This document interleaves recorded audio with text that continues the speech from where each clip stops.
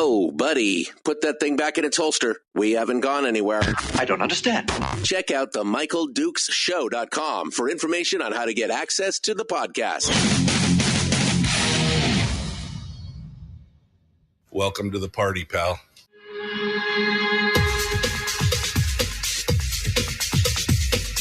The Michael Dukes Show. The greed and the entitlement is astounding to me.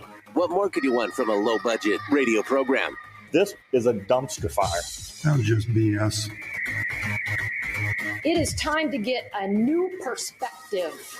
We know just what you need, and we've got just the cure. Open wide and prepare for a steaming hot cup of freedom. I just don't fathom it.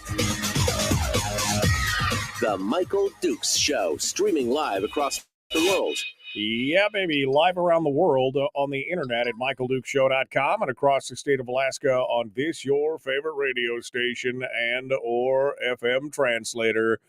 Good morning to you. Welcome to the program. It is the Thursday edition of the Michael Dukes Show, and we're getting ready to jump into this with both feet. Oh, man. I got to tell you, today it's just me and you, baby. Just me and you with a couple of hours here to discuss some of the hot topics that are going on around the state and around the nation. A couple things of kind of more of a national interest and some interesting statistics and trends, I guess is what I'm saying, that are happening that may raise your eyebrows just a little bit. On today's program. Also want to open up the phone lines today for you, the listeners, to participate. And so we're going to do that right now. Phone lines are open at 907-433-3150, 907-433-3150. We'd love to hear from you to see what you have to say, see if there's things that are on your mind today that are just burning issues that you can't get away from and that you want to chit-chat about. That's it's one of my favorite things, quite honestly. It's to just, I know what I want to talk about, but sometimes, you guys might want to talk about something completely different. And so I thought this would be a good opportunity to throw the doors open, so to speak, to the town hall and just let's just have a session. Let's just have a talking. Here, let me hand you the talking stick to see what you want to talk about here on the program for today. Several ways to participate, of course. The phone lines, as I just mentioned, is 1 at 907-433-3150. You could also send me an email. The email address is me at MichaelDukesShow.com. That's me at MichaelDukesShow.com. We'd love to hear what you guys have to say there as well. And finally, you can also join us on the simulcast. The simulcast is available on Facebook, YouTube, or Twitch. Probably the easiest one is Facebook. That's got the most people in it. You could come in and join, 40, 50, 60 of our closest friends just hanging out, chatting during the show, having their, laying their comments out there and fostering the discussion, and especially during the commercial breaks where we kind of hang out and just riff a little bit during the thing. So it's good stuff. And of course, welcome to all of you to the 6 o'clock club. You showed up in the 6 o'clock hour, and now you are officially members of the 6 o'clock club. You can even get a t-shirt if you want. I've got t-shirts that say 6 o'clock club on them. It's fun stuff. All right. So, welcome and good morning. And thank you so much. I would love to hear what you guys have to say about anything. Apparently, Rob Myers is in the chat room. I see somebody mentioned his video that was released yesterday. Rob, if you want to call in and just give us a quick hit on what that was about as well, we'd love to hear that. So there we go. We're good. We're good. We're good to go. All right. So let's see, got that. I forgot to tell you, I changed some of my plans, for this next week. As I'm going to be traveling to Fairbanks, today, and I'll be broadcasting from Fairbanks tomorrow. But because I have to travel on Monday, I'll be traveling, Monday morning. I will not be here on Monday. I am traveling. I cannot I cannot tell a lie. I cannot be in two places at the same time. I might be good, but I'm not that good. So on Monday, there will be alternate programming on whatever station or translator you're listening on. And so it's due to travel concerns and restrictions, I will not be here on Monday morning. I know that makes it tough for you, but it makes it better for me because then I've only got a 4-day week. And this is all about anyway. So normally I bomb back from Fairbanks on Sunday night and get up with 3 or 4 hours of sleep and but I just I got too much stuff going on and I'm going to be traveling that morning. So anyway, what are you supposed to do? Somebody said, what the heck are we supposed to do? What the heck are we supposed to do? Well, I don't know what you do without me. It is what it is. It's going to be one of those things. Barbara, were you going to be here for the assembly? Barbara Haney asked in the chat room. Probably not. I probably will be getting into town about the time that you guys are meeting, but we'll see. We'll see what happens. And Barbara, if you want to call and recap what's going to be going on again tonight, you're welcome to call in today because again, it's open line. It's any topic is fair. You want to talk about Taylor Swift's new concert movie? Okay. I mean, it's not really my thing, but I find it interesting to see that, Reason Magazine had an interesting article. It had a really interesting article. They were talking about Lena Khan, who is the director of the Federal Trade Commission now under Biden, and she's had a real bone to pick with all these big companies. She hates big tech. She's always hated big tech since she was in college. I mean, she's written papers on how places like Amazon are just horrific, and she's used her bludgeon at the FTC to do her best to try and break up big tech monopolies. And somebody, I think it was Peter Sutterman over at Reason Magazine, had an article talking about Taylor Swift and asked, is it time to break up the Taylor Swift, thing? I mean, has Big Taylor become as big as Amazon? And it was funny. Anyway, it's a great article. If you haven't read it yet, you should go over there and do, you go over there and do it right now. Everybody now wants me to do live videos from the road. Everybody wants me to do live videos on the road from while I'm driving. I have a hard enough time walking and chewing gum is hard enough for me. Doing all the things that I do right here in my studio, trying to do all that on my cell phone, and the fact that I couldn't connect to the radio, it is what it is. It is. There's just no way. No way I could do it. I'd probably crash coming out of the parking lot, kind of thing. Anyway, so I guess that's it. I guess I've gotten everything done. So what do I want to cover today? Well, there's a new APOC complaint, but this time, surprise, you might be surprised as to who it's all about. Also, the race for the Mat-Su-Borough School Board and the Mat-Su-Borough assembly races are really heating up. Now the Mat-Su Education Association, the MSEA, which is the local chapter of the NEA, has jumped into the fray, and it's heating up. We're going to talk about that. We got private property rights discussion, specifically as it concerns a bunch of Talkeetna residents who are trying to sue over a dispute on lake access. That Mat-Su snow plowing issue continues to snow is around the corner. I thank you all for continuing the anti-snow dance that you're doing every night for me.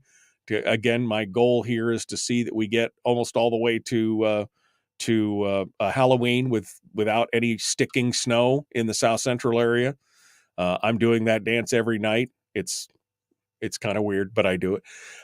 Anyway, but with the snow approaching, they still have got this dispute with the snowplow companies in the Mat-Su, which after last year, this is a pretty tough situation. We'll also talk about unintended consequences. We might have a little bit of story time.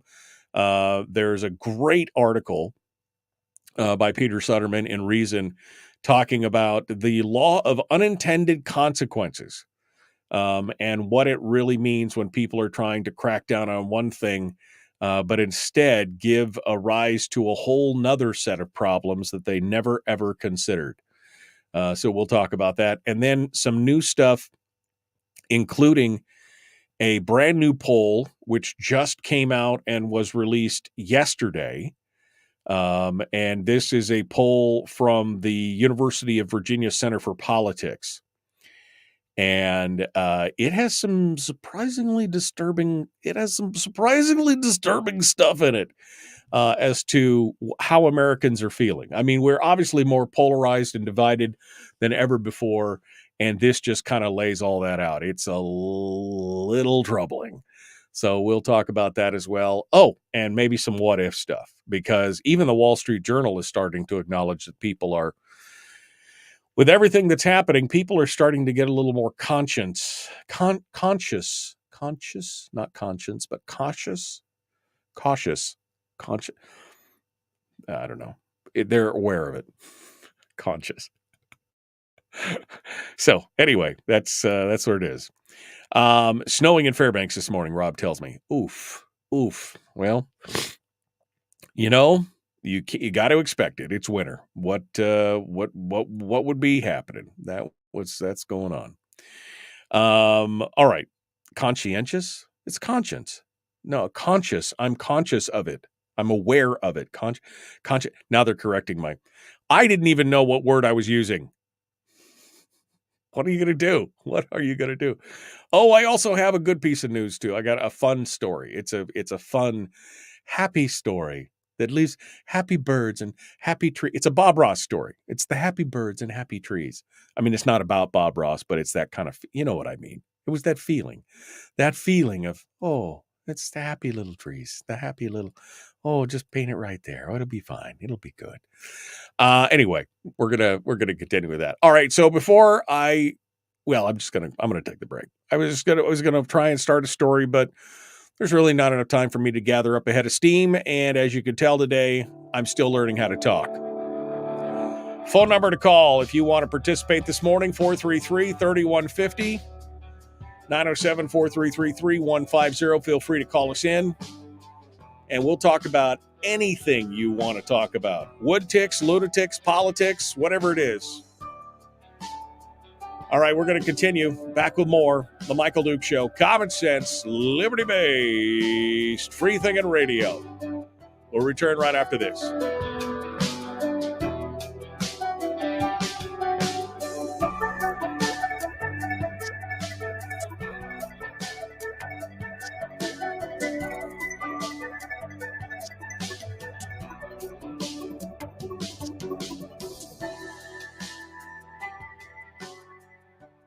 If you missed the show, you can listen to it on your time with Dukes On Demand.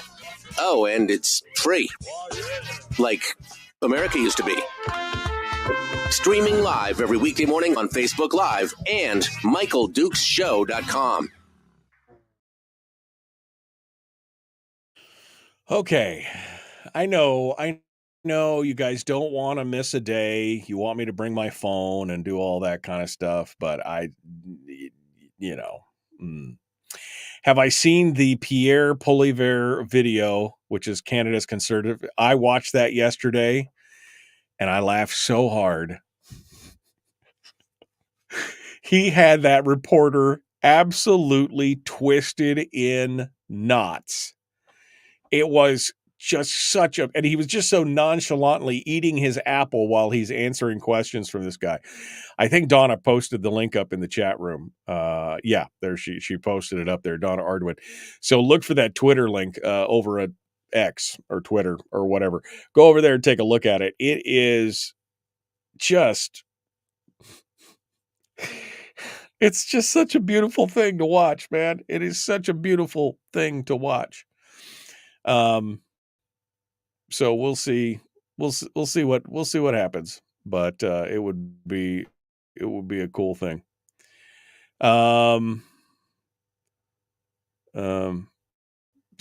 Somebody lost their building while towing it at the corner of Petey and Badger Road in Fairbanks. Be careful this morning. Did they lose it like on the road? Is it like blocking the highway? Is it, what's going on? Have to go to Anchorage to get a snowblower since the Home Depot here never gets any, says Jeremy. Yeah, I mean, snowblowers are, they're going to be worth their weight in gold if we get another snow year like we did this last year. Lunatics and politics aren't the same thing? Well,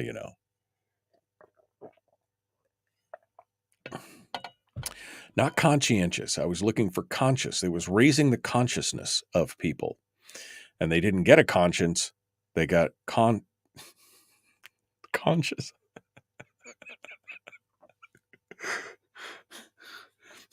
Oh my.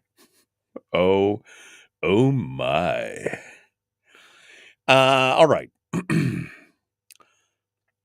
Rob says there's still a few dead zones on the Parks Highway, so he may or may not call in this morning, I think is what he's trying to tell me there. Snowing in Fairbanks, though. And more. Phone lines. See, we have to have at least 7 people doing the anti-snow dance because I know Bill's down there doing the snow dance, so we have to counteract him. So just continue to do your anti-snow dance for just a few more days. We are what? 12 days. 12 whole days. I've got to make it through this weekend and then next weekend. And then this is like the busiest time of year for me. I'm so stressed out right now. You have no idea. The busiest time of year for us here around the old radio ranch. And by the end of next weekend, fingers crossed, it'll all be good. It'll all be good.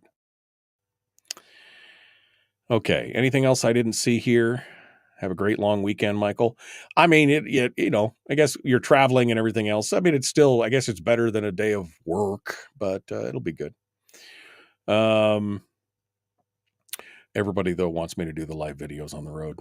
Man, I have a hard time. It would be, because I'd want to read your comments, and if I'm driving, I can't read your comments. When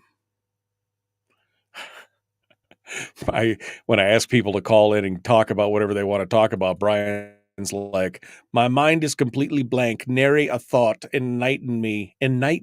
I think he meant enlighten me. Enlighten me, oh great one. I will knight you. I knight you, Sir Brian of the empty head. Nary a thought. Completely blank. All right.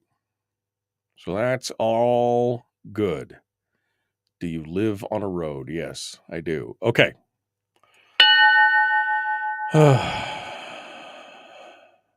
As a Fairbanks resident, I'd like to lodge an official complaint for all of your redirected snow landing on my yard. Stop dancing and take your fair share. Nope. Not a chance. Sucker. That's what you get for living in Fairbanks these days. All right. I'm just kidding. Let's get back to it. The Michael Duke Show. Common sense, liberty-based, free thinking radio. Like, share, follow. Let's do all the stuff. And we'll just we'll continue on. Here we go.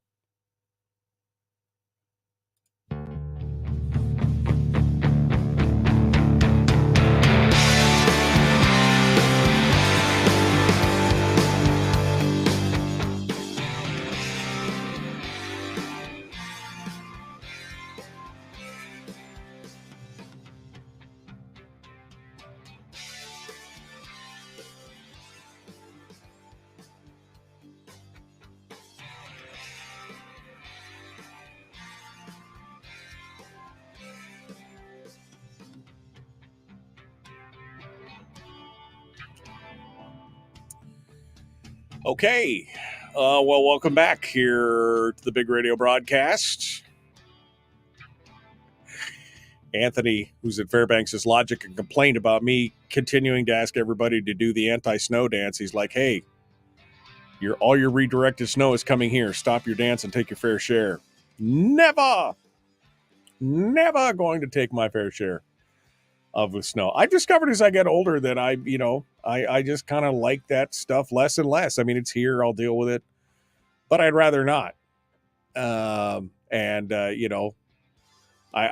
might move further south one day. I mean, further in Alaska, I'm not moving out of Alaska, but I might move further south to where maybe I could find the lesser snow devil, the evil that is the snow.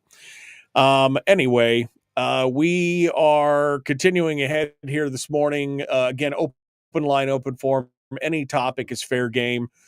Where should I start? Well, let's talk a little bit about turnabout is fair play.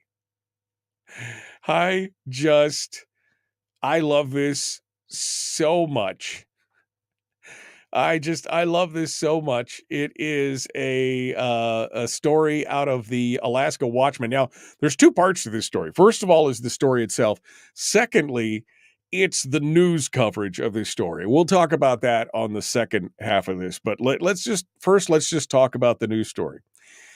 The multi-million-dollar backed pro-ranked choice voting group Alaskans for Better Elections is now under official investigation for allegedly skirting state election laws. Scott Scooter Kendall, who provides legal counsel for Abe, was notified of the investigation on the 10th by APOC. The former campaign legal counsel for U.S. Senator Lisa Murkowski, Kendall drafted and helped spearhead the ranked choice voting law in Alaska and has defended it against legal challenges. Of course, we all know that that's the only reason why Lisa Murkowski returned to office, and that he did all this in support of her continued candidacy in the Senate. He was the driving force behind the 2022 ballot measure 2, which passed by 1% of the vote. Prior to receiving the new APOC notice of the new APOC investigation, Kendall had recently authored a very similar APOC complaint against the group working to repeal ranked choice vote. All I can hear is dueling banjos in the background at this point. That's all I can hear. Dueling banjos going on in there. The Alaskans for Honest Elections, they're currently gathering signatures in hopes of repealing ranked choice voting in 2024.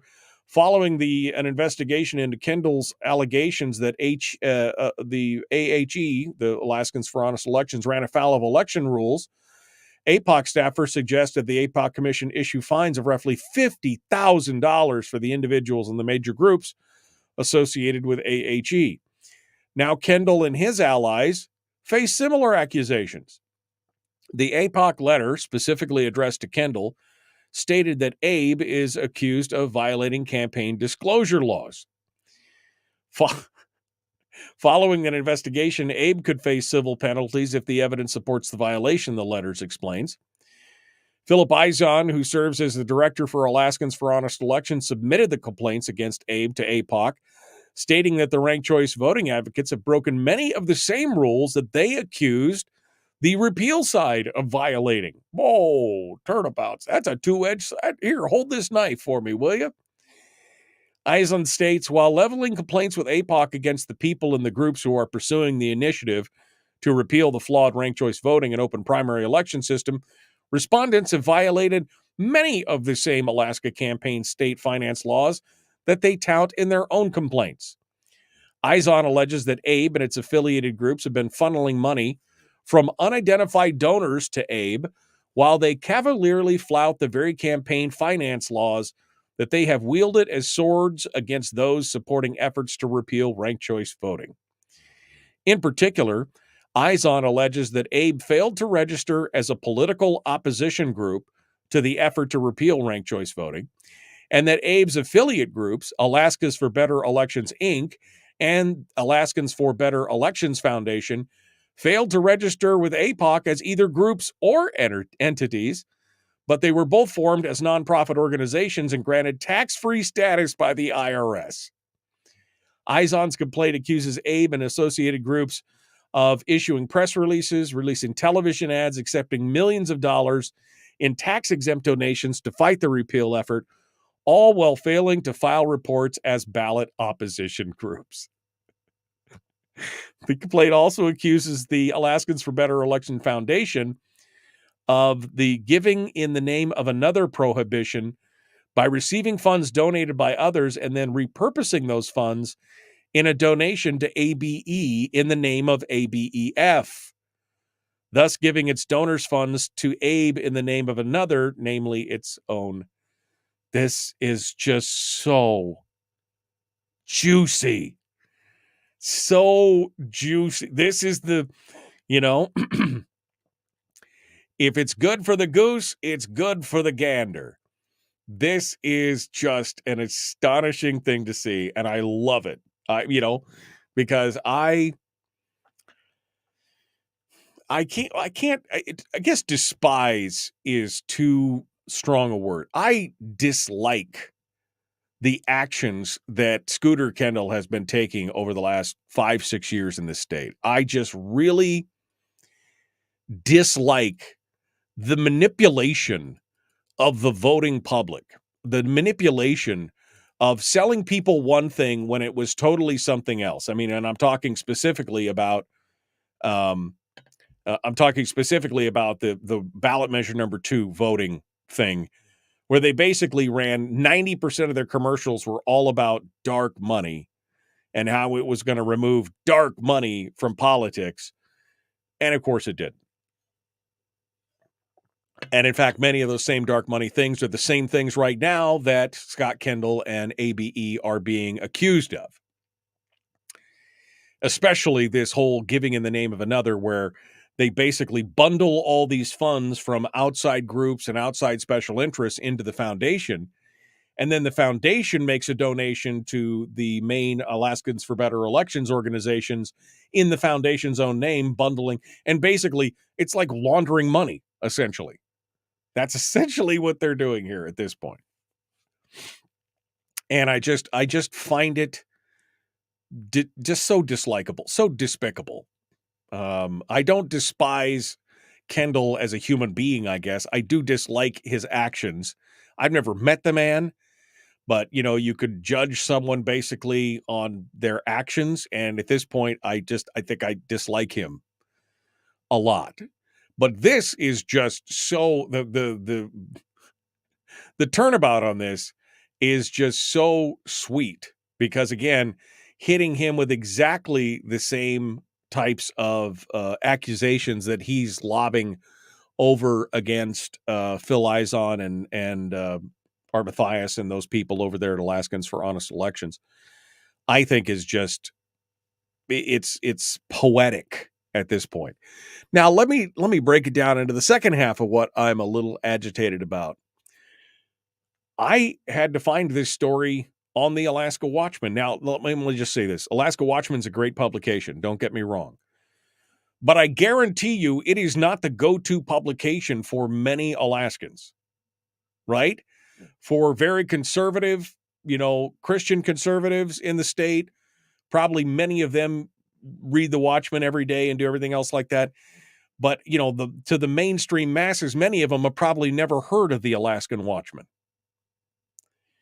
Yet when Alaskans for Better Elections filed their complaint against the Alaskans for Honest Elections, I know this is getting so confusing. Who's covering this? Oh my God, everybody's covering it. The Alaska Beacon's covering it. The Juneau Empire's covering it. The Kodiak Mirror's, the Daily News Miner, the ADN. Everybody's covering it, getting quotes from Scott Kendall about how, we've just got to be fair. We've got to do all those other things. And it just shows you how in the bag for these more progressive liberal causes, every one of our major newspapers in this state is. Every single one. It's just, not that I guess it should be that much of a surprise, but and by the way, Scott Kendall, this story is 3 days old. I didn't catch it till this morning. I don't check the Watchman every day. And so this story is already 3 days old, not a peep out of any of the other papers. It's been 3 days. When Scooter filed APOC complaints against the Izon and Company, it was front page news the next day. It's the forces that are working against us. It just freaking astonishing. So on the one hand, I'm just tickled pink that this is going on. I don't know if he's guilty or not. They may or may not be guilty. You would have think that they would have cleaned their own house before they started accusing people you know. But anyway, it's frustrating. All right. So that's the first story that I wanted to talk about today. Oof, man, just a breath of turnabout. Turnabout's fair play in that one. Let's go over to the phones. I see we got one line on hold. Let's get something going on over here. See what you have to say. Good morning, caller. Who's this? Where are you calling from? Yeah, good morning, Alaska. This is Willie out in Quinhagak. Hello, Willie. What's on your mind, my friend? I got to agree with you. I follow the Alaska Watchman daily, and I love reading it. At least you get real news there, and I can't stand the Binkley crowd from Fairbanks. You know, Senator John was our senator out here, and he was the state's first true rhino. He never was a Republican. He was put in office by Senator Lyman Hoffman, that at the time was the city manager out here in Bethel. And Binkley come out because it was the one place he could get elected. And he needed, knowing he was going back to Fairbanks, he needed to be a Republican to fit in with the crowd up there. So he ran as a Republican, even though he was hardcore damn Democrat out here. So good riddance, Binkley, when he went, and I still do not contribute a nickel to the Anchorage Daily News, but that's not why I'm calling. Okay. What's got me wound up right now is the AFN and the stances they're taking right now. I filed paperwork with Senator Sullivan's office to open an investigation the other day. Wait a second, Willie. Wait a second. So people know what we're talking about, AFN, the Alaska Federation of Natives, you're talking about the conference or the organization itself? What are you speaking of specifically here? Well, both. Because the reason I'm filing with Senator Sullivan's office is I'd like to see the Department of Law get into it. It started out years ago. We all used to enjoy going into AFN, and then along came Bill Walker, and away went the PFDs, and nobody could afford to even buy fuel after that. So normal people, normal villagers, just normal people never have the money to take off and go to AFN. So what do you have now? The vast majority of people that don't live close or can't drive to it are the people that get tax paid airline tickets from the villages, just like right here. For me to go to Anchorage and back from Quinhagak, by the time you throw in a hotel room, you're looking at $1,000 bill round trip for one night in Anchorage. Yet our council down here, the tribal council, with all their free money, is the vast majority of them right now are in Anchorage doing day after day after day, $200 a night for a hotel room, plus it's about $800 in round trip airfares. Then they get their per diems for food and whatever they want to spend their per diem monies on. And I'm going, wait a minute, AFN used to be something that everybody could go to, and Natives trying to figure out a better way to make it all work for them. Now what it's become is AFN has turned into a political activist group. And I think that they need to be forced into filling out paper with APOC. The minute they went from taking care of Natives' rights and went to environmental issues like, oh, yeah, we want to turn all ANWR. Now, they're all full-blown Biden down there right now on their leadership board down there. Full-blown Biden. We're going to shut down drilling, save the earth, da-da-da-da-da-da. Now you've moved past a native self-help group and become a political activist, and that's what they are. And effectively, they've knocked out all the native regional groups. Like right here, Chulista is no longer a member. Up north, Doyon. Arctic Slope Regional, all those native groups up on the north end, plus you have one great big one down there in the southeast. I forget which one that is, and I'm not so sure, but I'm thinking Otten to join too, have all quit. They're no longer donating a penny to AFN. And the reason is because AFN is step clear over to the radical side of life. And one of the issues they have right now that they're talking about is, well, they want subsistence to be strictly 100% native. Right. And Okay. Hold on, Willie. I've been in the bush 40 friggin' years. Willie, you're telling me you don't want me to be able to shoot a moose during subsistence season? Yeah, Willie, hold on a second here. I want to discuss this further with you. I want to talk about this. But I am up against the break. I have some questions for you from a different point of view, and I want to talk to you about it. So hold the line. We're going to be back to you here in just a moment, and we will continue with this in just a moment. We got Willie, who's calling in from Quinnahock out near Bethel. He's going to be continuing with us on the other side. Phone lines are open, by the way, 433-3150. It's anything goes on this Thursday edition of the Michael Duke Show. Common sense, liberty-based, free-thinking radio.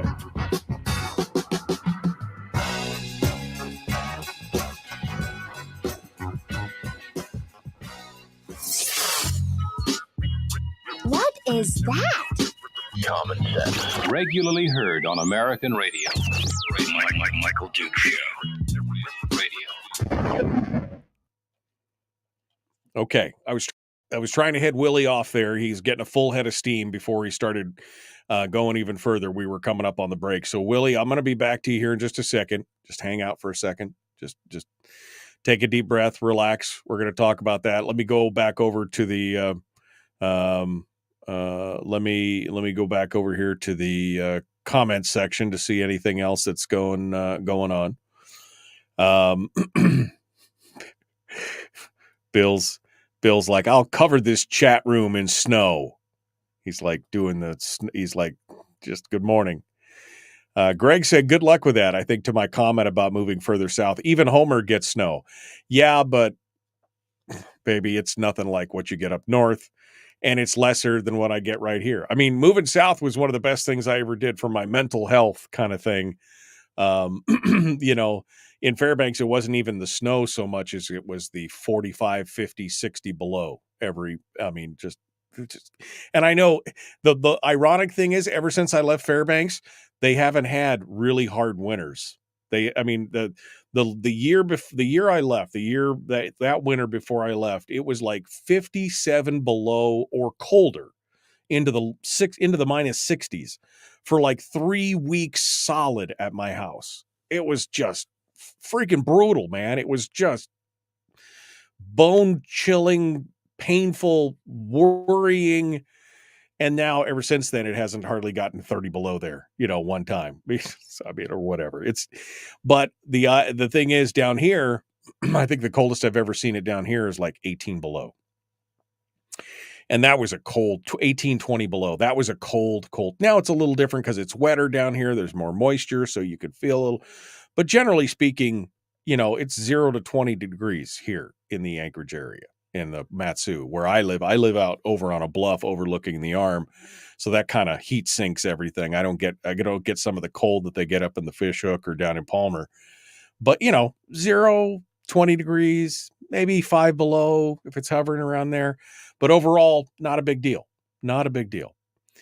Brian says, if you live long enough, Michael, this place will be tropical. That is true. That is true. Not that I want it to be tropical. I enjoy it for the most part, just the way it is. Donna says she's sending us some sun from down in the States. Thanks, Donna. I appreciate that. Are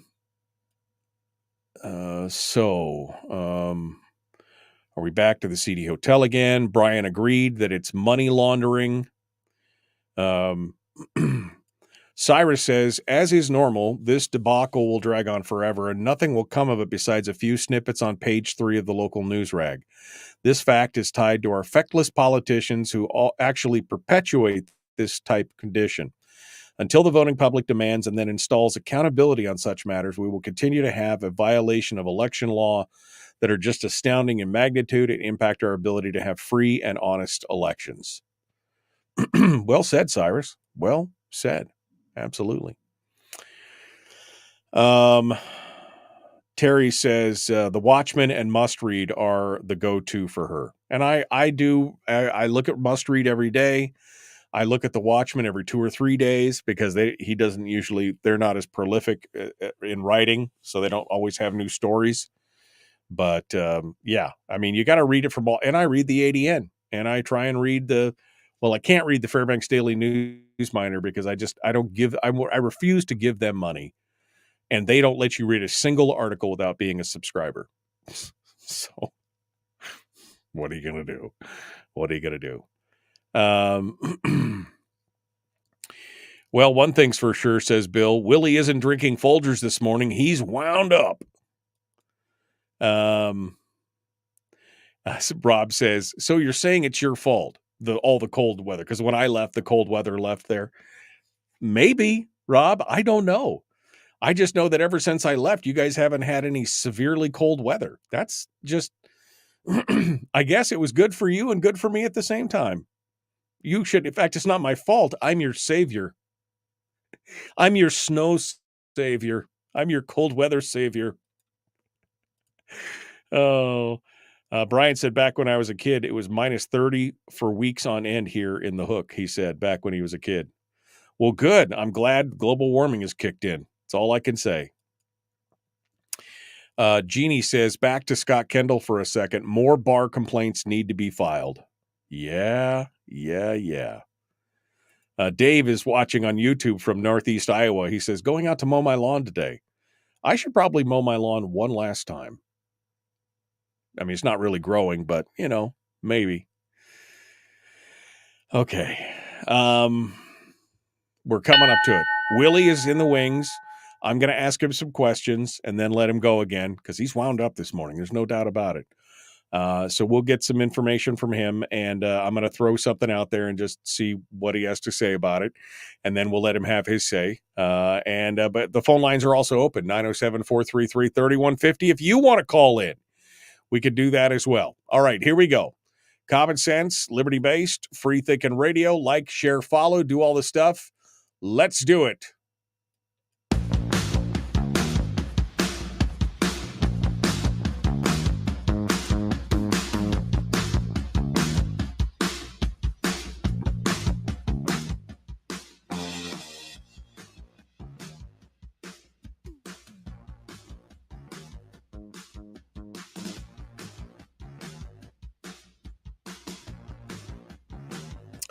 Okay, we're back. We're continuing now. Willie Keppel from Quinnahock, which is out towards Bethel, is on the line. And before we went to break, he was calling up talking about AFN and how there needs to be some penalties for them because they have become more of a political organization. He chronicled how many of the different Native corporations have pulled out of AFN because of some of their stances and everything like that. Now, while I agree with his analysis of kind of what's going on, that it has become more of a politicized, more of a progressive move, dealing more with environmentalism or anything else, I'm not a fan of telling people who they can or cannot congregate with. I'm not a fan of telling people that they can't organize and try to affect things politically. I mean, AFN has really technically always been a political organization because they've tried to make things better, historically in the past for the Native lives and for what they were, what their deal was here in the state of Alaska and how to deal with everything. But they've always technically been a political organization in that case. It was a group of people that tried to come together to influence laws and do things to make their lives better. I'm not necessarily opposed to that. I may not agree with them, but I believe it is their right to do so. But it is, in my opinion, correct to point out the fact that they have started to run further afield than what their original charter is. I don't see it to be a good thing to try and disband or penalize them or sanction them or whatever for being a political organization. All right, Willie, I'll let you respond to my comments there, and you can tell me what you're thinking. Well, what I'm thinking on that is they're picking their own candidates. I mean, they're throwing their support behind candidates, and that's a political deal that when you get into APOC, trust me, I've been around and around with APOC when I run for office out here. A lot of times I won't file on time just because I don't like them, and I'll just let them go ahead and send me letters because I know they're going to throw all the fines out. They throw $20,000 fines at you, and you end up settling it for $100. But you might as well drive them crazy because I don't like APOC. Let me put it that way. But here's my beef on AFN. They've turned this place. They've turned themselves into a radical political operation. And under APOC laws, if you're going out and you are spending money, literally spending money, and advertising, which they do. You see advertisements out here all the time. We're doing this. This is our agenda. This is who we're backing for political office. You need to be filed as a political agent with the APOC, and you need to be under supervision. Where's your money coming from? I want to see it. That's my beef there. But my real beef is I'm sitting here taking a good look right now, and out here we have what's called Association of Village Council Presidents, AVCP. And it's a big regional deal, and you have to understand how it was set up. It was Senator Ted Stevens and Senator Murkowski years and years ago, right after we did Anoka. They got this set up because all this money was coming into these regional native corporations. There was grant monies for the villages through BIA, and Senator Stevens and Senator Murkowski were right. If you're going to have a grant, you need to have more like a centralized thing, because they may throw one great big grant out here that, like HUD housing, which is still a very prominent deal out here. Lots of villages get HUD houses. They compete hard for the money. And instead of having someone in each village getting paid to administer a grant, this is what AVCP was set up to do, was set up to be the administrator for all of these grants. In other words, one person and in Bethel would oversee all these HUDs for housings through all these different villages and keep it refined to less duplication of the same job, so that the money appropriated to go into building houses and buying materials instead of just people pushing paper in villages. And this is what they were. They're a grant administrating bunch. That's strictly what they're rid of. That's their charter at AVCP. Right. These people are getting paid now huge bucks. I think there's $230,000 now to be the CEO of AVCP. They're starting jobs for all these different things. If you're managing the HUDs, like I heard the other day, $160,000 for someone they hired over there brand new. This is federal tax dollars, and I'm going, hey, wait a minute. It's like $26,000 is the average household income out here.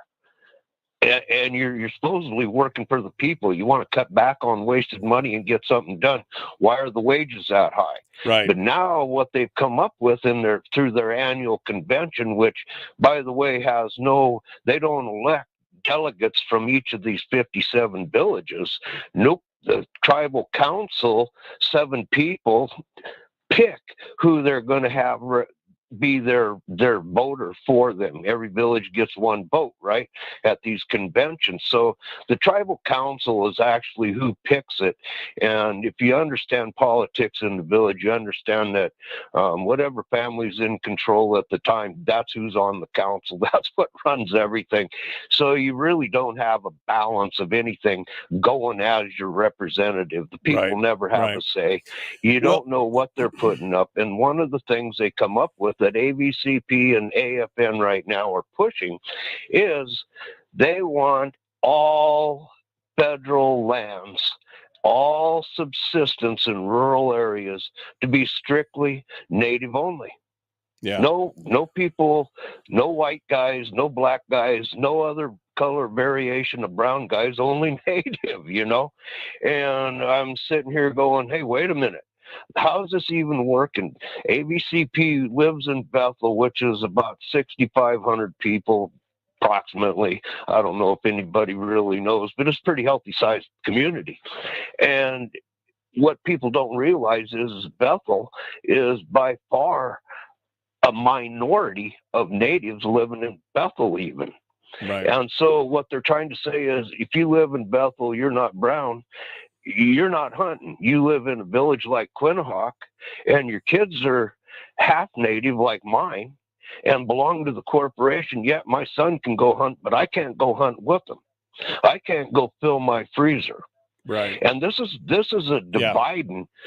No, I mean, it's the most completely backwards thing I can possibly think of. Let me say, Willie, I agree with that. I think that, I mean, especially, it shouldn't matter the color of your skin. It shouldn't matter your racial makeup. If you are out there, you're living the lifestyle, if you're living in the bush, and especially if you've got, 30 or 40 years out there like you do, where you that should be, again, that's discriminatory. And I don't believe in that. Let me roll back for just a second here before you got all started. I will agree with you that if the AFN is going to endorse candidates, if they're going to put out advertising that says, here's our agenda and here are the politicians that we support, in that case, yes, they should file with APOC, just like anybody else or any other group or any other independent expenditure has to in support of candidates. They should have to do that as well. And you can file an APOC complaint. If you see advertising like that and you can snapshot it or screenshot it or record it and pass it over to APOC and say they're endorsing candidates with it and basically making these independent expenditures without filing, file a complaint, see what happens. I would agree with that. I would agree that they should play by the same rules as everybody else. I just don't see it should be, penalizing them or trying to break them up because they're doing, political things, which really technically is what AFN's been doing for years. Willie, I'm going to give you final thoughts here. You got 30 seconds, my friend. Go. Yeah, I'm not trying to break them up. I'm just trying to make them play by the same rules as everybody else. And good morning, Alaska. Thank you for the time. I appreciate it. All right, Willie, thank you so much for calling in and joining us. I appreciate it. That, my friends, is hour one in the can. I've still got a whole bunch of stories. And, of course, we got the phone lines open, ready for any of you. If you guys like to sound off, we'd love to hear what you have to say. Feel free to give us a call, 907-433-3150, The Michael Duke Show. Hour two is dead ahead. Back with more after this.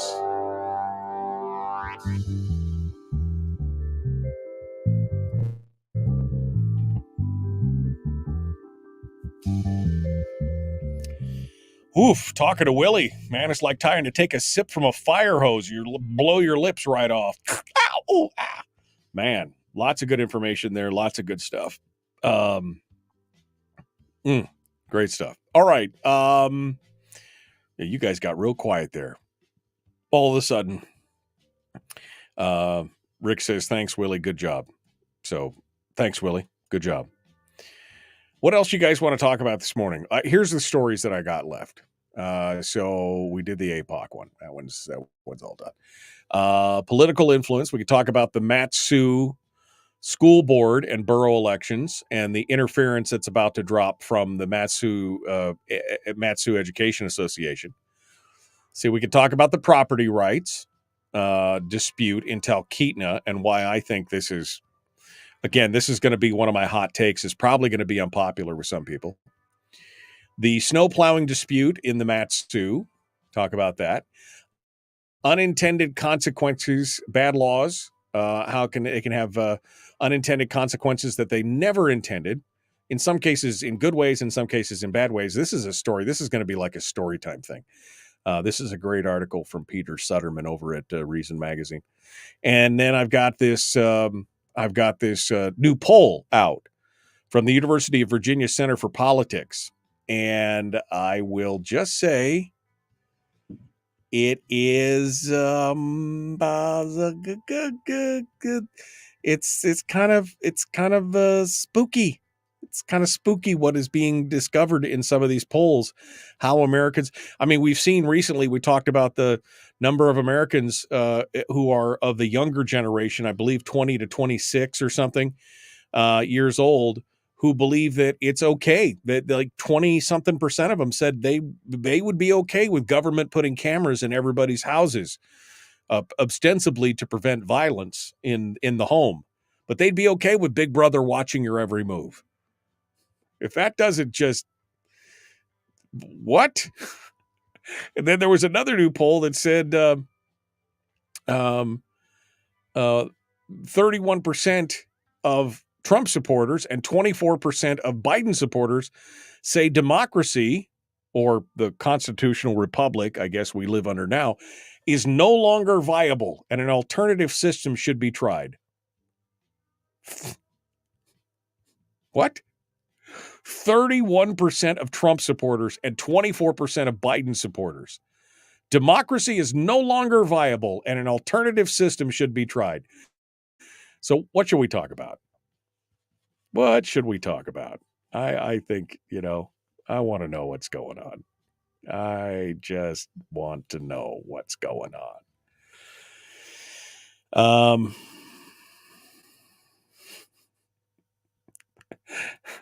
Anthony says, I'm still processing how we're worried about triggering moose with my white privilege. I mean, I don't want to offend the animal before I blow a hole through its vitals, right? Confused, question mark. Oh, man. Terry wants to talk about the Mat-Su School Board. Okay. I mean, you're the only one that sounded off, Terry. So since your voice reigns supreme of all the stories that I just threw out there, that's the one that you want to talk about? Okay, we'll talk about it. Because you spoke up. I reward that kind of behavior. If you're up in the Fairbanks area this weekend, come on out to the Go Winter Expo going on at the Carlson Center. You'll probably find me off into the side at the Pioneer Room where they have the big, interior gun show there during the Go Winter Expo. It's a good time to get out and relieve any kind of buildup. I mean, it's only been a few weeks, but you always want to take the edge off that cabin fever, right? That's where you want to do. So come on out and see us. We'll be there Saturday and Sunday. 10 to 6 on Saturday and 11 to 5 on Sunday. There you go. Melissa says, when am I coming in? I'm coming in today. I'm headed up here later today. Going to be headed up there. If we enforce the laws that we have, says Ren, if we enforce the laws we have, the constitutional system will function like it's supposed to. Oh, yeah. You know what I mean? I think Ren has pretty much nailed it right there. I mean, that's a mic drop moment right there. It's like the free markets. If the free markets were truly free and lacked governmental intervention, we'd probably be a lot better off. But see, ever since 18, whatever it is, when they started doing the things of the railroads and corporate cronyism came into play, John J. Hill and all that kind of stuff, that's when the free markets, that was really kind of the first real interventions in the free market, and it's just gotten worse ever since. Debbie says, are you bringing us coffee? I don't know. Are you bringing me money? I might bring you coffee if you bring. I don't know. I'll probably bring some coffee up. I do have, I think, about half a box worth left, but that stuff is getting hard to get. That's the worst part. Let's see. Angie says, this is the first time I've contributed to school board candidates. Very important election. Please go vote. Early voting starts in the Mat-Su on the 23rd. So next week is the beginning of the early voting for the Mat-Su. Thank you, Angie, for that. And Debbie, I will try to bring some coffee up. I have to remind myself here before I leave today. Debbie says she needs her coffee. All right. Well, I guess we're up against it already. This is so fast, man. The last few days, the show has just been going by so absolutely so fast. Here we go. Hour 2. The Michael Duke Show. Common Sense Radio. Like, share, follow, do all that stuff and more. Here we go. Let's do it.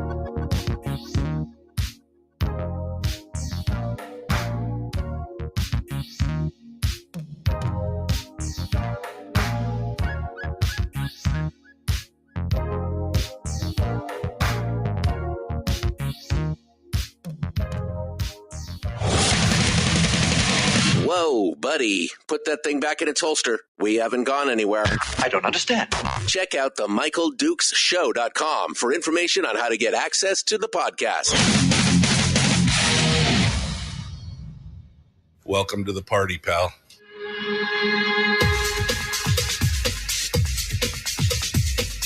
The Michael Dukes Show. The greed and the entitlement is astounding to me. What more could you want from a low-budget radio program? This is a dumpster fire. That's just BS. It is time to get a new perspective. We know just what you need, and we've got just the cure. Open wide and prepare for a steaming hot cup of freedom. I just don't fathom it. The Michael Dukes Show, streaming live across the world. Live around the world on the internet at MichaelDukesShow.com, where you'll find the audio-only live stream, where you can just listen to the show on your computer. Or, of course, you can also listen to it on your TuneIn Radio app if you want to stream it there as well. I don't have my own streaming app. Maybe one day. Maybe one day this won't be a low-budget radio program and we'll have our own streaming app and everything else. But right now, you go to MichaelDukesShow.com. You can also pick up links to our social media simulcast. We broadcast on Facebook, YouTube, and Twitch. You can follow the links there.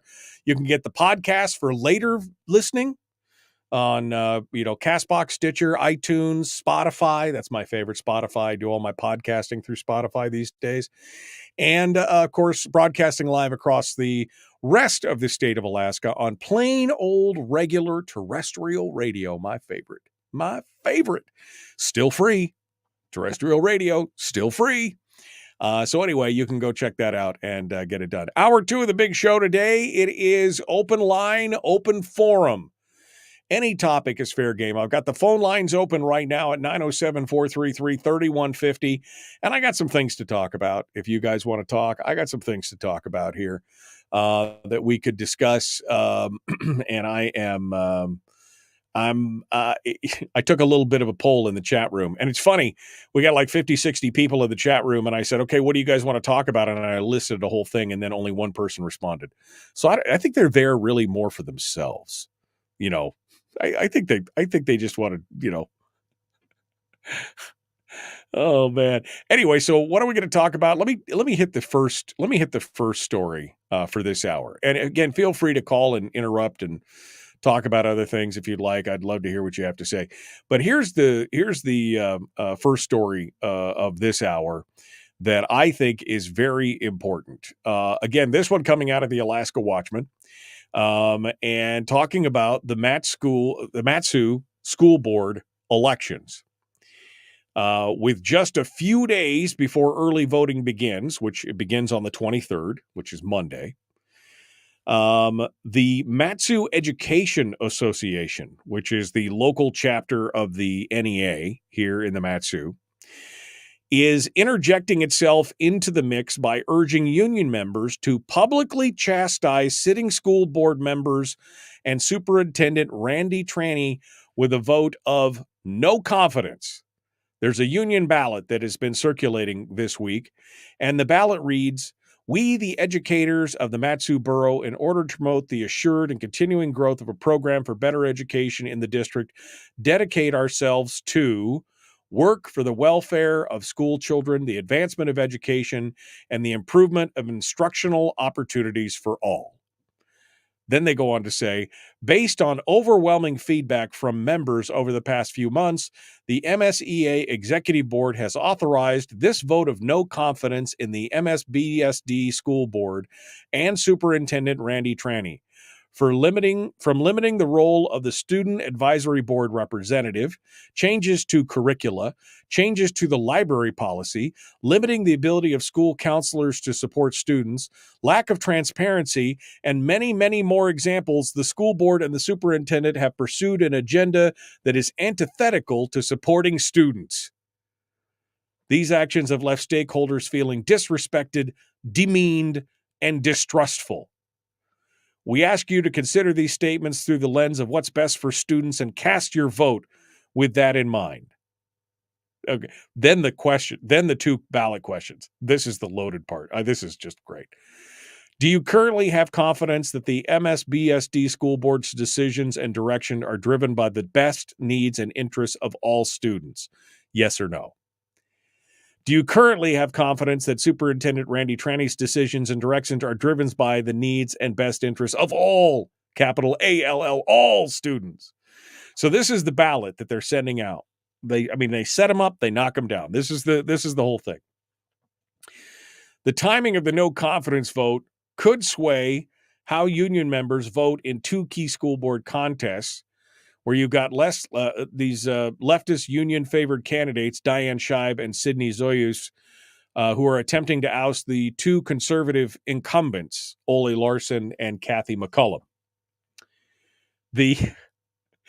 Now, the Mat-Su is considered probably one of the most conservative school boards in the state right now, and they've drawn some serious fire from radical progressive teachers, librarians, activists, all associated with places like the ACLU and Planned Parenthood. We saw what Planned Parenthood did up in Fairbanks during the recent school board election up there.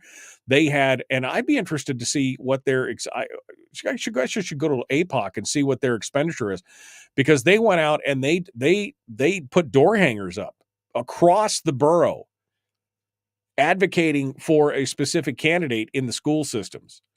And they did that all on their own. It was an independent expenditure, but they spent, I'm sure, thousands of dollars doing stuff like that. These two groups, the ACLU and Planned Parenthood, oppose the board's work to strengthen parental rights and remove activist-driven content from local schools. According to the MSEA's no confidence ballot, the union heads are upset by the school board's recent action to remove sexualized books from schools and libraries, restrict the ability of school counselors to talk to kids about sexuality and identity without involving the parents. See, that's the key word here. Let me go back and read you what the ballot says. I'm going to go back and read what the ballot says and what they're really saying, the code that they're using. From limiting the role of the student advisory board representative on the school board, changes to curricula, changes to the library policy, and here we go, limiting the ability of school counselors to support students. That's what they're saying. Limiting the ability of school counselors to support students.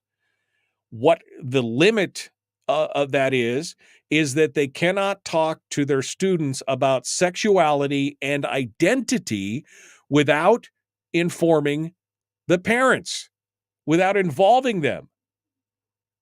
So do you really want some stranger, whether they've got a PhD, MSD, BS, whatever up on their wall, do you really want a stranger talking to your children about their sexuality, their identity, and all these things without you being informed?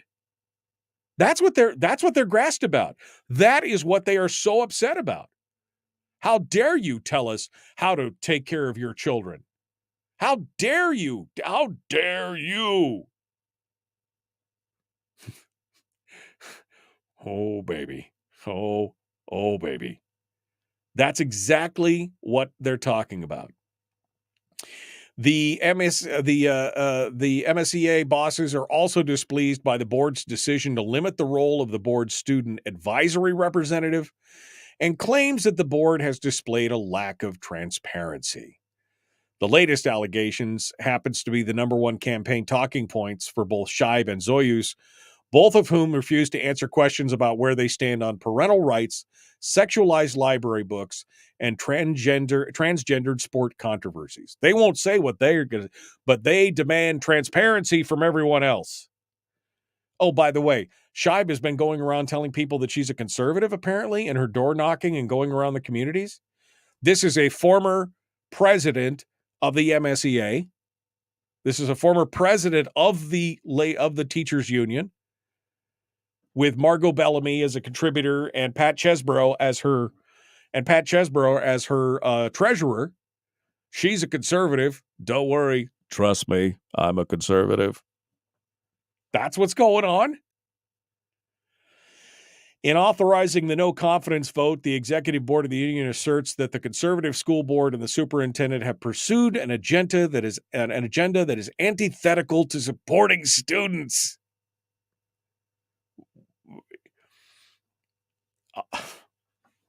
I think they're responding to the public. I've seen some of these meetings. I've seen some of the recordings. I've seen some of the commentary. I've talked to people who have their kids in school here, and they just want more local control of what's going on, and to be honest with people. I mean, you've got teachers that are being forced through policies to lie to the parents about what's going on with their kids. Can't tell them about the sexuality or the identity thing. You can't do this, you can't do that. And finally, parents said, whoa, this is my kid. I'm the one responsible, both in the eyes of the law and hopefully in the eyes of God. I am the one that is responsible for this child. And now you're telling me you're going to talk to them about very, very sensitive subjects without acknowledging me, informing me, letting me know what's going on with my own child. Again, I hope I don't offend people out there who are listening, because I know not everybody can homeschool. But my God, if you are not pulling your kids out of the school system so fast that it makes their head spin, I just don't understand. And to me, any sacrifice would be worth it to get my kids out of the middle of the battlefield of this culture war that's going on in the school system. I mean, I just cannot imagine some other person. I would be dangerous. I, as a father, as a person, would be dangerous to anybody who decided that they knew better than me how to raise my children, and that they would dare to talk to my kids about these kind of sensitive topics without informing me, asking my permission, and letting me know what's going on. They are actively concealing these kinds of conversations from parents. And if you are not pissed off about that, there is something wrong with you. You need a checkup from the neck up. That is your most precious charge on this earth as a parent are those children. And the fact that somebody else feels like they know better than you, that they are going to undermine you as a parent, that they are going to have these conversations and try to sway them one way or the other, or in their way of thought, or undermine what you have been teaching your children. If that doesn't make you if that doesn't scare you, there's something wrong. And the fact that you would continue to send your kids back to this day in and day out is frightening. Absolutely frightening. And and I'm asking, look, I'm not blaming teachers per se, because I know there's a lot of policies and things like that are going on there, but there's good teachers in there. There's good teachers in there who should believe in this kind of stuff, and they need to step up and fight back as well. Fight back. It's time teachers step up who disagree with these policies should step up and fight against these policies that force them to lie to parents. Now, I know there's a whole thing about, but the abused kids and things. Okay, I understand. I understand what you're saying. But the vast majority of them, it has nothing to do with that. You don't throw out everybody because of the actions of a few. You don't throw the baby out with the bathwater. Again, if you're not upset about this, you might want to reconsider. All right. Well, I'm all wrapped up now with that. We're going to take a break. We're going to come back. We've got some other stories. Well, I mean, what do you think? Am I wrong? Am I out of line here? Is my anger misplaced? 433-3150. 907-433-3150. The Michael Duke Show continues. Common sense, liberty-based, free thinking radio.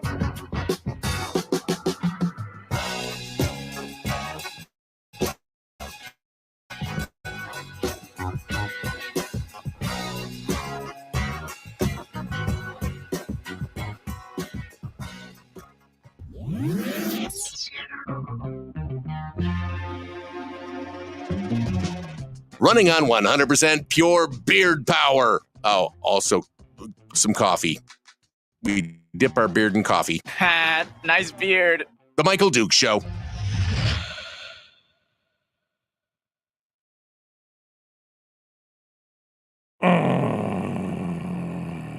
Okay. Hi. How are you? Hi.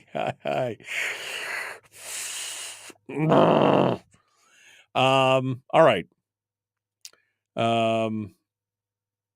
They hired a pro to write that scree, says Brian. Oh, bad. Okay. No. Melody says, yes, this is Shibe. She said, spoke with her on the phone, and that is exactly what she told me, says Melody. I'm assuming saying Shibe was a conservative. I'm a conservative. What? I'm sorry. You keep using that word. It doesn't mean what I think you think it means.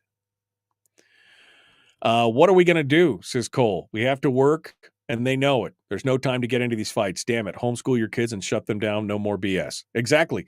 What are you going to do? We have to work. Yes, we have to work.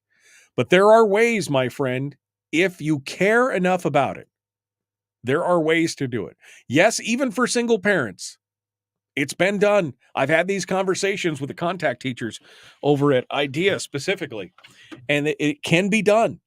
It can be done. It's just, Ren says, yeah, make a deal. If we pull our kids out of school, we receive our full PFD to help educate them. I mean, that would be great, Ren, but you don't even need that. You could participate in some of these homeschooling programs, and they will pay for the lion's share of it with state money. And your kids will get a better education, and it will cost the state less money in the long run. Brian says, my kid. I will set the boundaries of what an adult can talk about with my child about. The teachers are employed by the citizens. They're working for us. Yeah. No. I mean, this is... And again, I know that there's some people out there who are just like, well, I just can't homeschool. The situation... I understand what you're saying. I hear what you're saying, but I disagree with you. I disagree with you. Will it make it more difficult for you? Possibly. But aren't your kids worth it?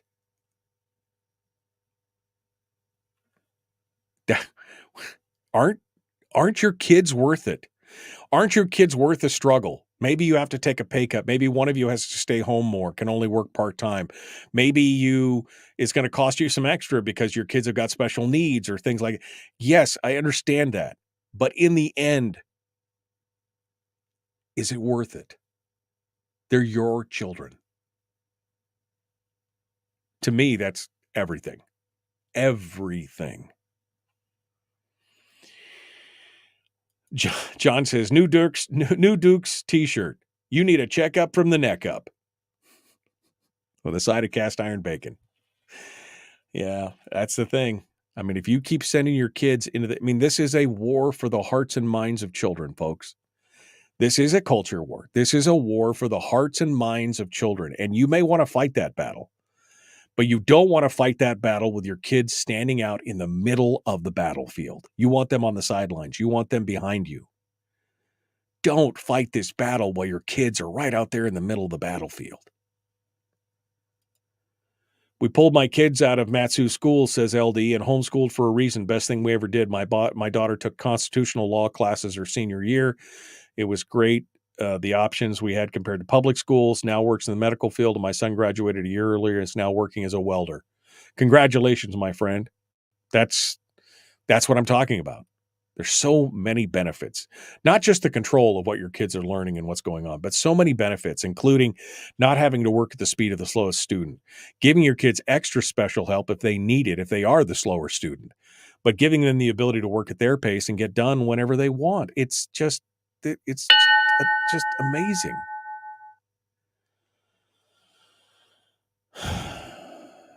All right.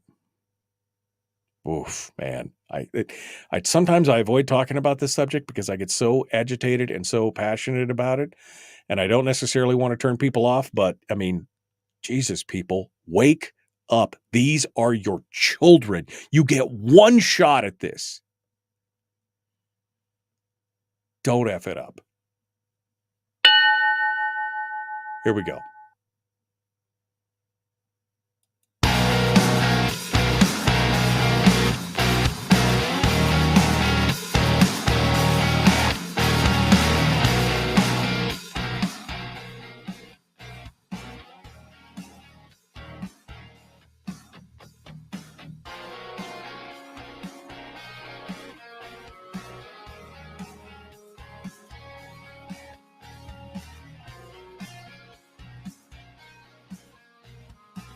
Okay.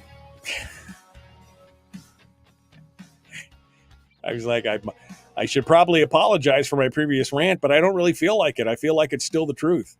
I was just telling people in the chat room, you get one shot at this, folks. Raising those kids. You get one shot. I mean, one for each kid, obviously, but you get one shot at this. I am not going to let somebody else come in and try and scramble the minds. The young, what did Rush Limbaugh used to say? The young minds full of mush. I'm not going to let some other adult come in there and try and imprint on them with their ideals and with their thoughts and then not inform me, in fact, lie to me about what's going on. If you're not, I guess, just admit to yourself, if you're not going to do that, your kids just aren't important, that important to you. I mean, they're important, but just not that important. If getting that extra four-wheeler or paying off that extra extension to the house or whatever is more important to than bringing those kids home and spending a couple hours, that's all it is a couple hours a day. A couple hours a day you could homeschool your kid. It's not a full 7-hour school day, 6-hour, 8-hour school day. It's a couple hours a day. But just admit to yourself, if you're not willing to even consider it, then I guess your kids just aren't that important. I mean, how about them Cubs? All right. I tend to try and space out my conversations about schooling and kids because this is how I'm so passionate about this. I get a little wound up, in case you hadn't noticed. So, all right, what other stories have we got going on here? And by the way, the phone lines are open. If you want to call me and tell me how wrong I am, bring it on.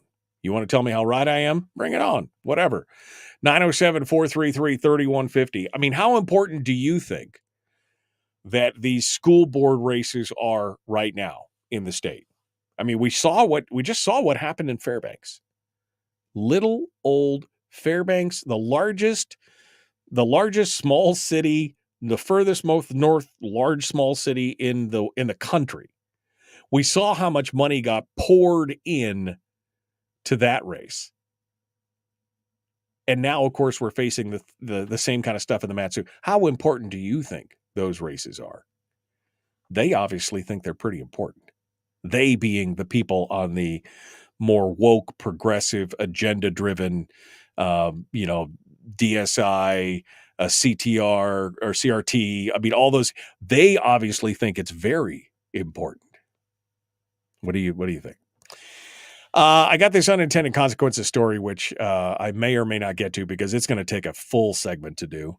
I also wanted to talk about this new study that has come out and has got some very eye-opening things that people are finding. So we're going to talk about that as well. But first, let's go over to the telephones and see what you have to say. at 433-3150. Over here we go. Good morning. Who's this? Where are you calling from? Good morning, Michael. This is Mike in Fairbanks. Hello, Mike. You are absolutely right. The school board is supposed to represent parents and the taxpayers. That's their boss. But they've changed it around to saying they represent the students and therefore the students. And that's not legal, and it's not the right way.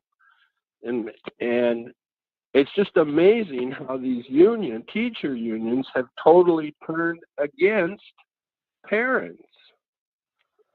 These teacher unions have become one of the most evil things in this country, unfortunately. And now it's just fight to be able to care for your child at the school and dictate how things go. Yeah, no, I mean, look, I agree with you, Mike. I mean, I think that's the thing. There's been a change in mission. I mean, the school board used to be made up of individual citizens who are trying to direct what's going on. And instead, it's become a professional board of people who have a vested interest in the system itself and who are now, casting themselves as the bona fide experts in the situation. And again, patting themselves on the back about how they know better than you how to raise your children. That's what it's become. It's no longer mom and pops participating in it. It's people who are invested in the system of education and who are then pushing and proselytizing those ideas to the rest of the deal. I mean, it has changed. You're 100% right. Yeah, it's horrible. It's just horrible. Okay, thanks, Mike. I'll hang up. All right. Thanks, Mike, for calling in. I appreciate it. Appreciate you being part of it today. All right. How much time I got here? Let me see. I just got a text from somebody that was saying this is what the progressives are talking about us. This is how they're taunting us, talking about these folks control the speaker's chair in the Alaska governor's office. They elected David Eastman and sleepy Mike Shower and want the Capitol and ledge moved so they can participate in person. Get the heck out of here with your single-digit turnout. And they're posting the city of Palmer October 3rd election, and they're showing a low voter turnout in those areas. 6.49% turnout in the city of Palmer. This is they're taunting you because you're not getting out. You're not doing it. They're controlling the agenda. This is it. And you know what? You know what? They're right. This is the point. This is what we were talking about with Mike Shower the other day. They're saying, get the heck out of here with your single-digit turnout, 6% voter turnout. You're what she's basically saying, this gal on this Facebook post, is you're not participating. That's how they're winning. That's how they're winning these situations with 6.49% of the vote, because the special interest turns out and you don't get up off your rusty dusties to go out there and bother to do it. Now, you as in listeners you probably did, but what I'm talking about is the unwashed, silent majority that's out there doing nothing. I'm frustrated, man. It just pisses me off, so I just stopped doing it. Well, good for you, Jack. Remember, government's what happens to you when you're not paying attention. And you don't have any room to bitch if you are the one that didn't go out and vote. Shut your pie hole. You're the problem. 6.5% voter turnout. You are the problem. Things are changing across the country. And that's just an example here where we got people basically throwing their hands up in the air and, woe unto them. They roll over wet on themselves and say, I'm just too mad to vote because I just don't want to do. I'm so frustrated. We're all frustrated. Welcome to it. It's called life. But then there's some other beliefs that are starting to come to the forefront that are really troubling to me. We talked about it the other day, the young Americans in their 20s, where they did the polling and they found out that something like 20-something% of them would be okay with Uncle Sam, Big Brother, the government, putting cameras in your house to watch you just to prevent those instances of domestic violence. I mean, the fact that they're okay with that, it just absolutely blows my mind, man, and terrifies me. Well, there's a brand new poll out, this one from the University of Virginia Center for Politics. And it has some, buckle up, Buttercup. It has some seriously messed up beliefs. This is a poll of over 2,000 people from the August 25th to September 11th. And they had some key findings in this report, and it is terrifying to me. So one of the headlines out of this report is 31% of Donald Trump supporters and 24% of Joe Biden supporters.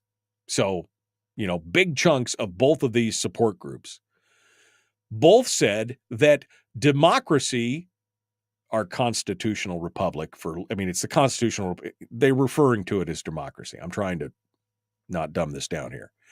Said democracy is, quote, no longer viable, and an alternative system should be tried. The greatest nation on the face of the earth, quite honestly, one of the greatest nations in the history of the planet, definitely vying for, top two. No longer viable. Let that sink in for a minute. And these are your neighbors. These are your friends. These are people 31% of Donald Trump supporters say it's no longer viable. What do you suggest? Should we elect Donald Trump king? Would that be better? Get out of here with that. 24% of Joe Biden supporters said the same thing. 30% of Trump supporters and 25% of Biden supporters said elections should be suspended in times of crisis.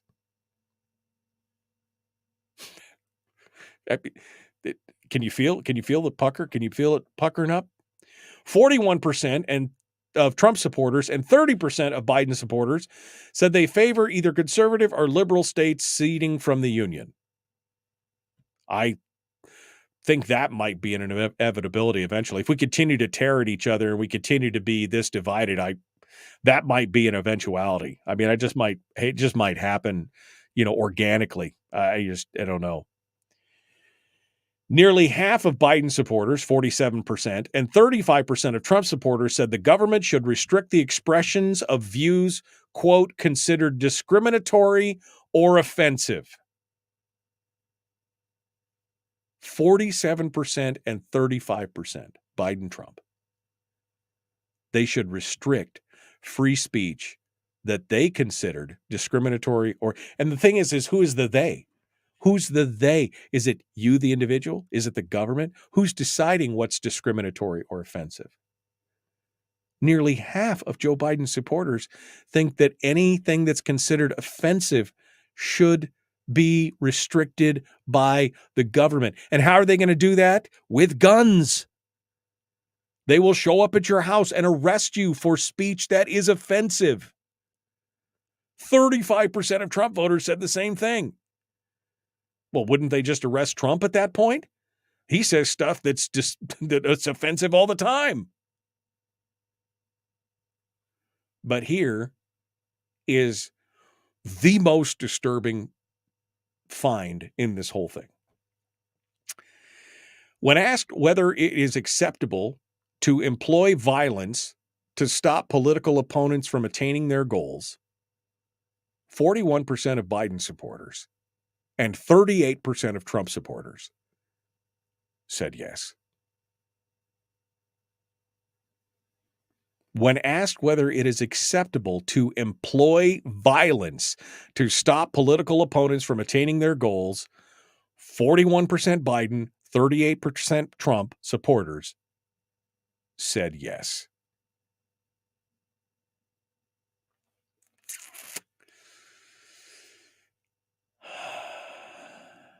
Thank God tomorrow's Firearms Friday.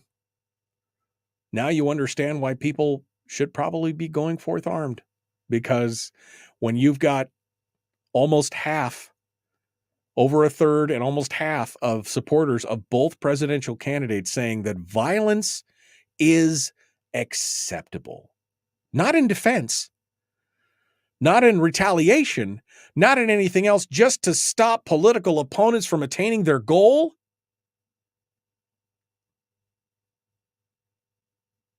there's a little bit of doom in there. Just a little bit of doom. All right, we got more coming up. I got one phone call on hold. We're going to take their call when we get back, but we're up against the break. Caller, hold the line. We'll return the Michael Duke Show. Common sense, liberty-based, free-thinking radio. Back with more after this.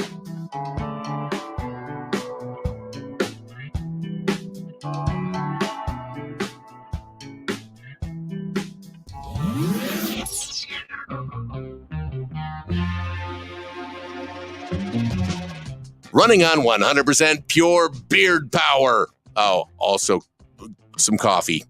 We dip our beard in coffee. Ha, nice beard. The Michael Duke Show.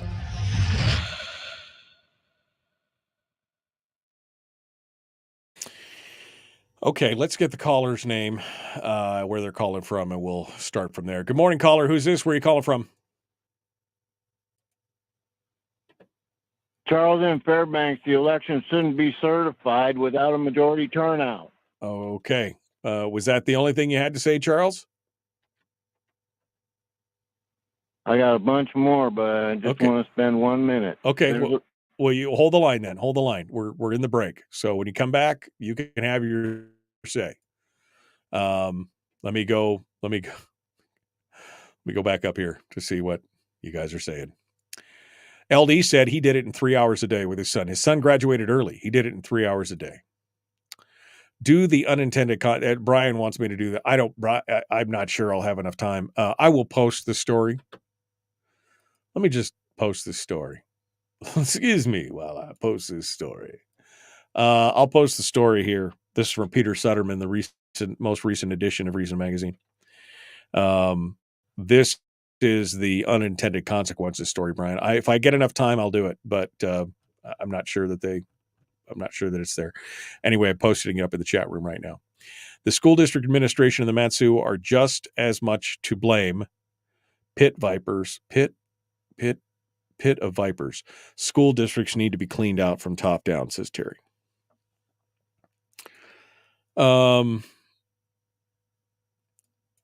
That conversely, that 6% says loud and clear, we don't care. What other conclusions could they draw? Justin says, Michael, you're right. It starts at home. The parents need to take the right to being a parent, and the homeschooling is the best way. I agree. Jill says, it's true, Dukes. It is disheartening when I go to sign my name at the polling place and name after name is blank on pages without signatures, yet they are the quickest to complain about the outcomes. Yeah, absolutely. I mean, absolutely. Yeah.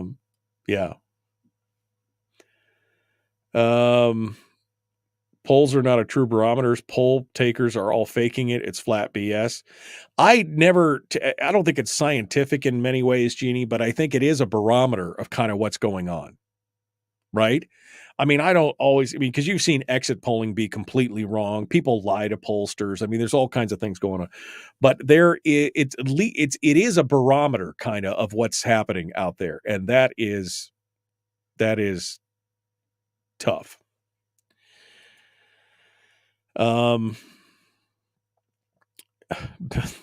Greg says, I guess I'm going to jail. I'm going through here. I honestly don't believe that poll, says Bill. Bill says he honestly doesn't believe that poll. Donna says, I could see the Trump supporters saying they will resort to violence if the political goals of the other side are to eliminate our God-given constitutional rights, because that is their goal. I guess you could argue that. Yeah, I guess you could argue that as well. Kathy McCullum is there. Kathy, we just finished talking about that whole story about the no confidence vote. Go back and listen on the podcast, or maybe even, I don't know if you can back up the live feed and rewind, but we just spent the last 30 minutes going over that here. Kathy McCullum in the chat room here, talking about it. LD says real pain will be the only motivator for change. Everyone is still too comfortable. They have their Netflix, their McDonald's, their Bud Light. If it doesn't affect their comfort levels personally, they don't give a damn. Those who know me know how vocal and active I've been for fighting for freedom, but sadly, it's the same few people who will actually show up and contribute and keep up the good fight. To echo Michael, we get the government that we deserve. I mean, that, again, government is what happens to you when you're not paying attention. That is the problem. Government is what happens to you when you are not paying attention. Did that story post to Facebook? Because it's telling me that it didn't. It's telling me that it didn't post, Brian. I'll try it again. Let's see. Okay, it posted that time. Okay, there you go. The poll is poor because the question is open-ended and people have to read into the question. I'm not saying the polls are, again, they're just kind of a snapshot, right? I don't think that they're obviously not binding. They're not always accurate. But the more that they trend a certain way, well, first of all, you have to know what the questions are. I don't know what the questions were. They didn't show me the exact questions. But again, are you not troubled by it? I mean, like it, love it, think polls are crap or not? I mean, are you not like, if they all are tending to trend in one direction, shouldn't that concern you a little bit? I mean, is it just me or... Okay, 30 seconds out. Charles is on the line. I just reposted that link again, Brian, above you. It should be just above you. I posted it a second time. It's on Reason. It's by Peter Suderman. The Bad Law That Makes the Bad Law That Made Good Bars is the title of the story, by Peter Suderman on Reason. You can go find it there right now. All right, we got to go. Jumping back into it, Charles is on hold. We're going to talk to him in a second. The Michael Duke Show, Common Sense Radio. Here we go.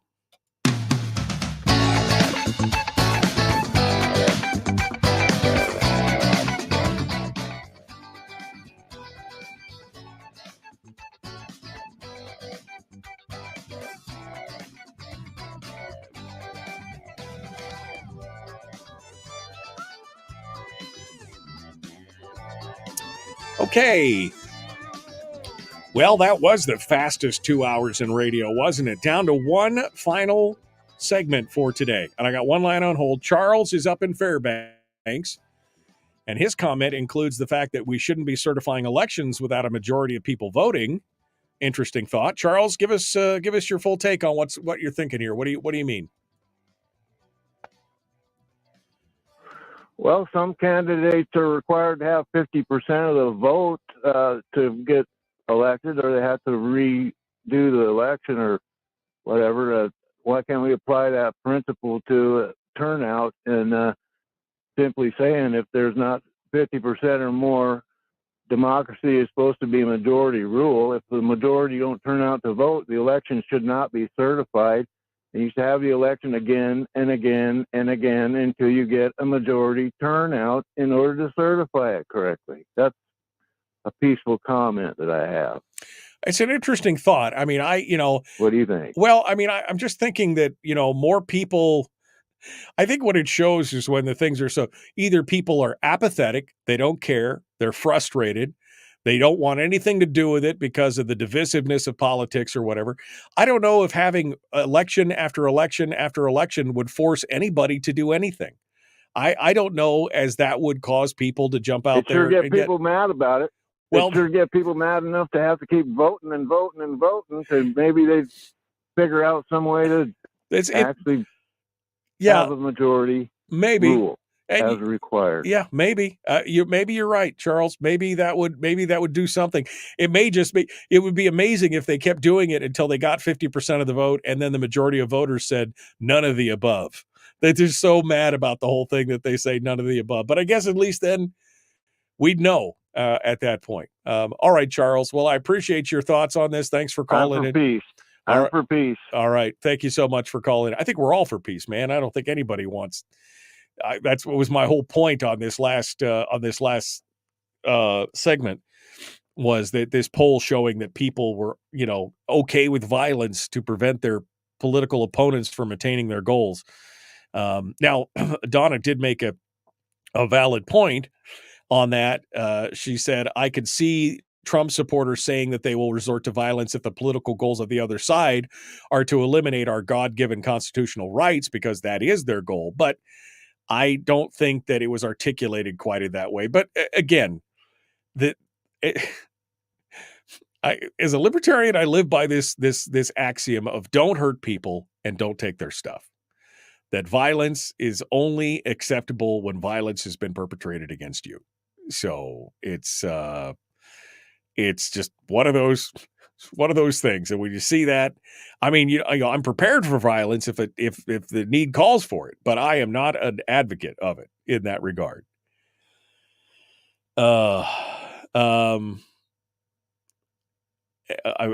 Jeannie says that because Jeannie says that poll means nothing. And then she says, you are showing your libertarian bias. You don't really think that poll represents Americans. It is intentionally biased. Again, I'm not saying it's a true, accurate representation overall. I'm saying that as we look at all these different polls, all of them, and if they all start to trend a certain way, that means, first of all, it means it's some huge conspiracy where everybody's in it together and they're all out to get you and everybody's working in cahoots to ask the same questions or anything else. Or there is an indication that the drift of the country is going in a certain way. Again, don't read into what I'm not saying, right? It's just troubling that these things are even being considered. So it's one of those things. All right, let's go over to the phones. I was going to try and get to this story, but this story is going to require, I think this unintended consequences story is going to require a beginning of the show or beginning of the hour take, because it's probably going to take me longer than we get there. Okay, let's go over to the phones, see what you have to say. We got a line on hold. Good morning. Who's this? Where are you calling from? From North Pole. This is April. Hello, April. What is on your mind this morning? Well, I was just calling about what Mike from Fairbanks said about the school board and how it doesn't have its mission anymore. And I just lost my re-election for the school board here in Fairbanks, and I was one of the only conservative members. And I just want to make sure everybody knows that all 6 of the members, besides Ms. Burnett, who are left, are basically work for the teachers union. And Mike was so correct that they do not have the interests of parents or the taxpayers. They're only representing the interests of the union. Right. Mike said that they're saying they're representing the students now, but really what they're representing is they're representing industry interests, education industry interests. That's what it's all about. Again, it used to be the school boards were made up of mom and pops and all that other kind of stuff, but it has been slowly, you've seen all these school boards have been subsumed by teachers, former union executives, former teachers who were union executives, and all this kind of stuff. And they're just basically propagating in the interests of the education industry. Yeah, and like the union spent and PACs that were supported by the union spent over $60,000 on our municipal elections supporting candidates that support union interests. And it's really our entire local government here in Fairbanks is basically completely controlled by unions. Yeah. No, I agree. And it's troubling. And again, it's one of the reasons why I say, why are we, for those of you who see this and see this battle continuing, and look at how important it is to the left. Look at how these small little battles, which we think of and we probably never give a second thought to on the, usually on a school board, you're like, oh, I don't even know any of these names. Who's the incumbent? I'll just check it off, whatever. You're not even thinking about it. Well, they are obviously thinking about it. They're thinking about it hard, and they're giving tons of money to these races in small communities across the country. So it is obviously important to someone.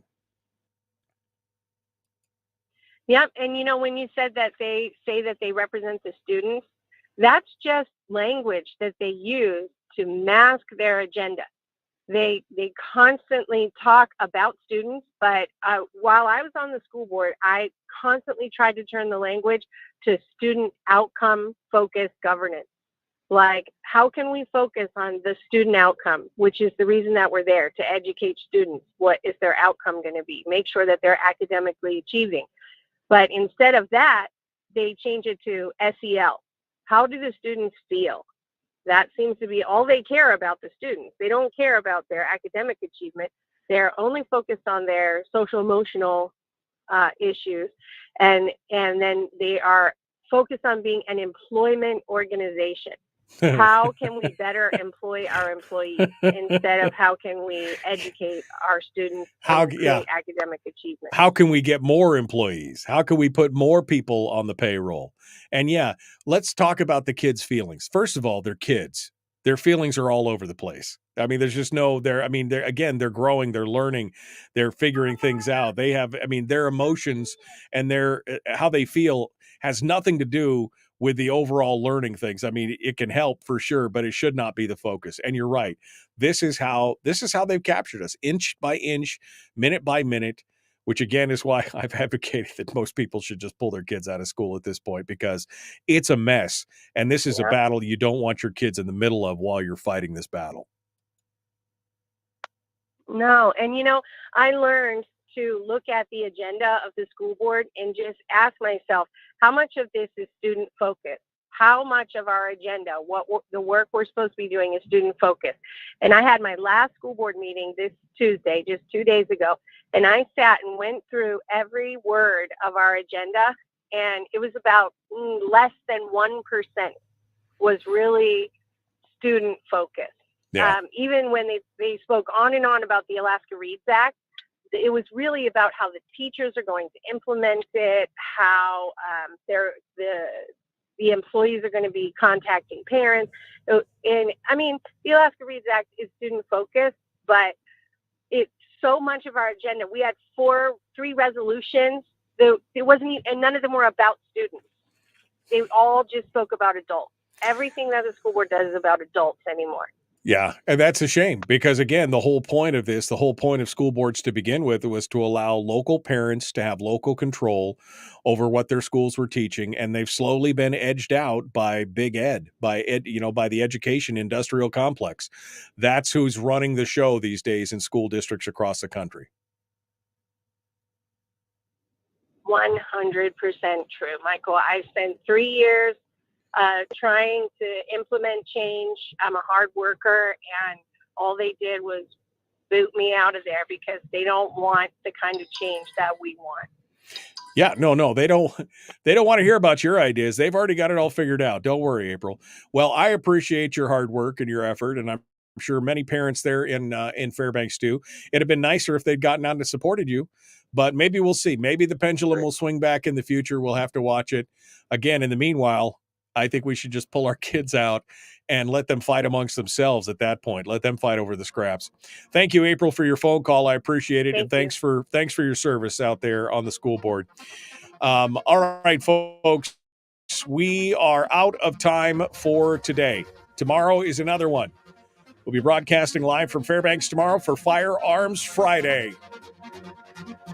Be kind, love one another, live well. That's all I can ask. Tomorrow's another day. We'll see you. Have a great day.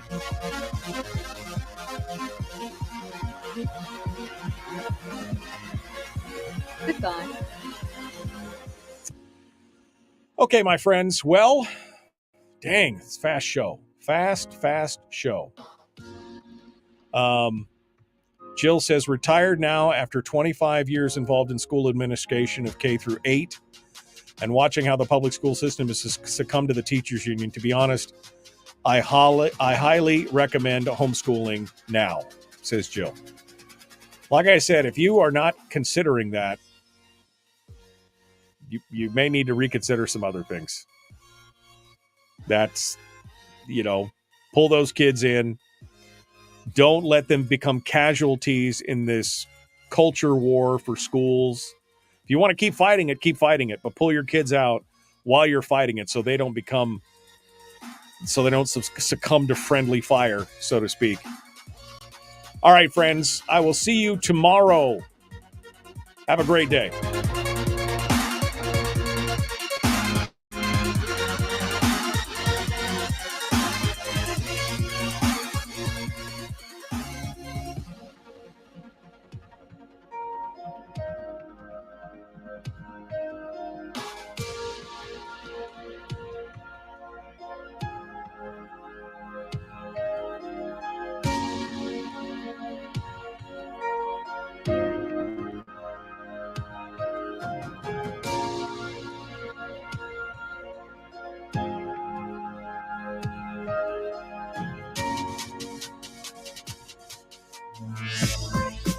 We've shed our terrestrial radio skin, and now we are slimy lizard internet people.